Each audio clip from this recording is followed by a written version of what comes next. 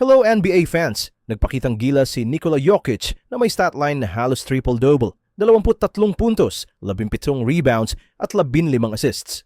Siya ang nangibabaw sa Pistons na tila naglalaro ng sino ang makaupo sa bench ng mas matagal dahil sa sobrang pagkaka-outscore ng mga starter ng Denver. Nagpamalas si Shai Gilgeous-Alexander ng 31 punto habang umulan ng 23 3-pointers ang Thunder na tila nagtatangkang mag-set ng record para sa pinakamaraming jump shots. Nalaman ng Hawks na mahirap makabawi kapag ang kalaban ay naglalaro ng sino ang makakapag-shoot mula sa malayo. Nagtala si Shadon Sharp ng 25 puntos habang si Delano Banton ay umarangkada sa ika-4 na quarter na may 14 sa kanyang 23 puntos. Ipinakita ng Trailblazers sa Nets na ang pagbabahagi ay mahalaga sa pamamagitan ng 32 assists habang ang Brooklyn ay nahirapang makabawi mula sa kanilang huling 3 pagkatalo, literal at figuratively. Sa isang nakakakabahang laban, ang clutch 3-pointer ni Davion Mitchell na may 43 punto, 8 segundo ang natira ay nagbigay diin sa tagumpay ng Heat na nag-shoot ng 57%.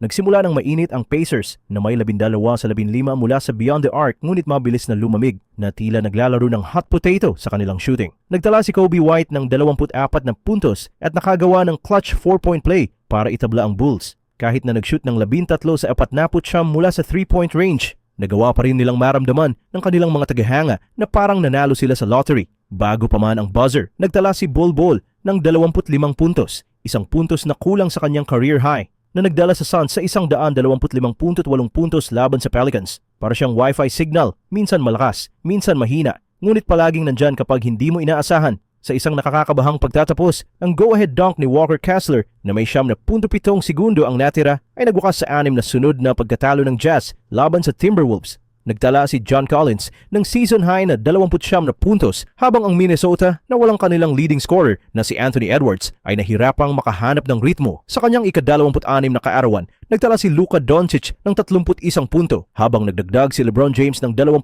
punto at 13 rebounds. Magkasama, pinatunayan nila na ang edad ay isang numero lamang na nagpapakita na para silang mga tatay na sinusubukang makasabay sa kanilang mga anak sa court.